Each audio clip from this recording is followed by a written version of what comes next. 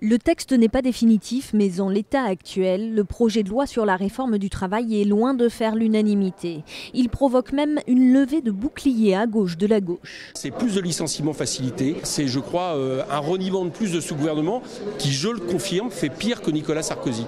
Un désaccord profond, même le patron du Parti socialiste est contre ce projet de loi. Il réclame un texte plus équilibré entre flexibilité et sécurité pour l'employé. Et ce texte-là, pour l'instant, je le dis bien pour l'instant, ne montre pas son équilibre. Je demande qu'on l'améliore, qu'on l'équilibre, qu'on fasse en sorte qu'il soit efficace. Pas ce texte ?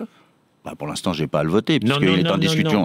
Non, mais s'il arrivait en l'état... Dans l'état, j'aurais du mal, je dois le dire. On ne peut pas flexibiliser le droit du travail s'il n'y a pas la sécurité. Le projet de loi sur la réforme du travail sera présenté le 9 mars en Conseil des ministres et examiné au mois d'avril à l'Assemblée nationale. Et la ministre du Travail espère bien convaincre les parlementaires. Ce texte est un texte important. Il s'inscrit dans la cohérence de ce que nous avons fait, la loi de sécurisation de l'emploi, mais il prend de l'ampleur. On laisse encore plus de place à la négociation collective, mais il n'y a aucun recul des droits des salariés. Et si sa réforme ne convainc pas, Myriam El Khomri n'exclut pas de passer outre le vote des députés avec un recours au 49.3.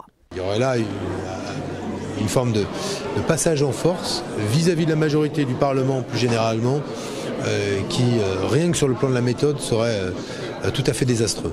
Et qui pourrait mettre le feu aux poudres au sein d'un PS déjà très divisé après le débat sur la déchéance de nationalité.